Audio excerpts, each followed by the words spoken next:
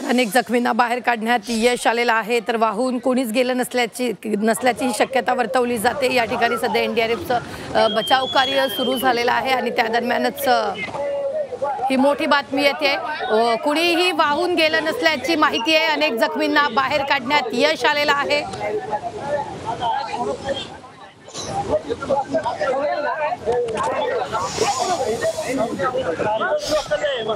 ही तीनही दृश्य अत्यंत महत्त्वाची आपण सध्या स्क्रीनवर पाहतोय।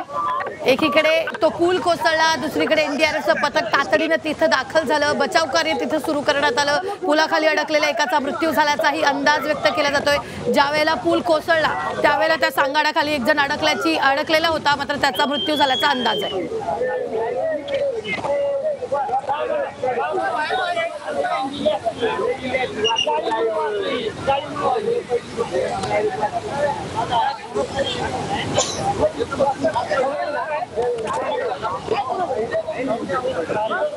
ते 30 पर्यटक वाहून गेल्याची भीती।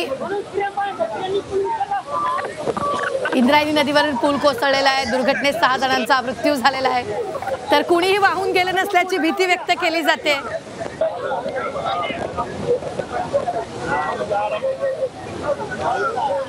ही मोठी बातमी आपण आत्ताच्या क्षणाची पाहतोय। आजचा रविवारचा दिवस आहे, पर्यटक बाहेर पडत असतात, फिरायला जात असतात। या दरम्यानच ही दुर्घटना घडलेली आहे।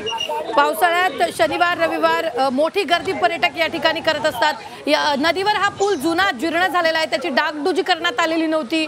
प्रशासनाने त्यांच्या सुरक्षेसाठी कोणती उपाययोजना या ठिकाणी केलेली नव्हती, यामुळेच दुर्घटना घडल्याचंही सांगितलं जातंय। हा पूल तुम्ही स्क्रीनवर पाहू शकता। हा पूल कोसळलेला आहे मध्येच आणि नदीचा प्रवाह देखील मोठा असल्याचं पाहिलं गेल्या 2 ते 3 दिवसात पावसानं जोर वाढवला आणि त्या दरम्यानच ही दुर्घटना घडल्याचं सांगितलं जातंय।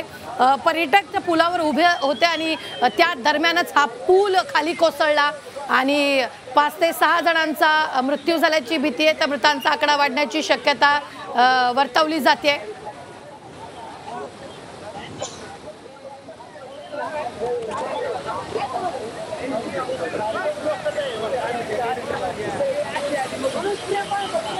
तर ज्यावेळी पूल कोसळला त्यावेळेला त्या पुलाच्या सांगाड्यात एक जण अडकलेला होता, मात्र त्याचा मृत्यू झाल्याचाही अंदाज व्यक्त केला जातोय।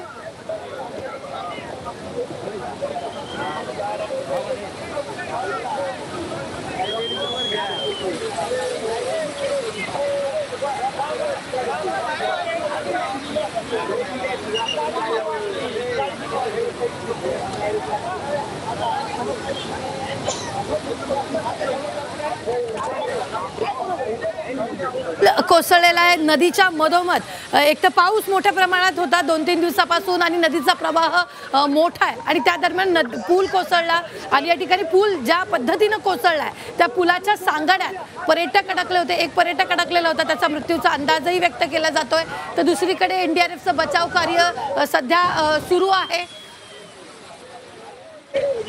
ही दृश्य आपण पाहतोय, एनडीआरएफचं बचाव कार्य सध्या युद्ध पातळीवर सुरू आहे। मोठ्या प्रमाणात रुग्णवाहिका तिथं दाखल झाल्याची ही दृश्य आपण पाहतोय।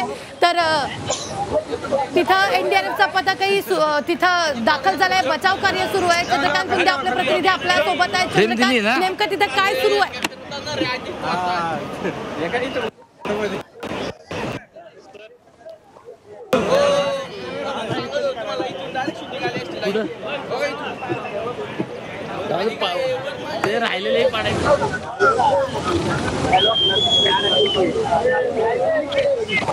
चंद्रकांतजी, माझा आवाज येतोय?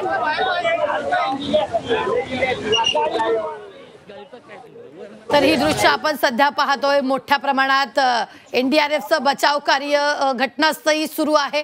सांगाडा पूल ज्यावेळेस कोसळला त्या पुलाच्या सांगाड्यात काही पर्यटक अडकल्याची भीती व्यक्त केली जाते। त्यांना सध्या बाहेर काढण्याचं काम सुरू आहे। एक पर्यटक अडकल्याचा अंदाज आहे आणि त्याचाही मृत्यू झाल्याची भीती सध्या व्यक्त केली जाते। ही दृश्य आपण पाहतोय। पर्यटक मोठ्या प्रमाणात ज्यावेळी पूल कोसळला त्यावेळी मोठ्या प्रमाणात इथं हजर होते, त्या पुलावर होते आणि त्या दरम्यानच हा पूल कोसळलेला आहे। दुर्घटनेत 6 जणांचा मृत्यू झाल्याची भीती आहे आणि मृतांचा आकडा वाढण्याची ही शक्यता वर्तवली जाते।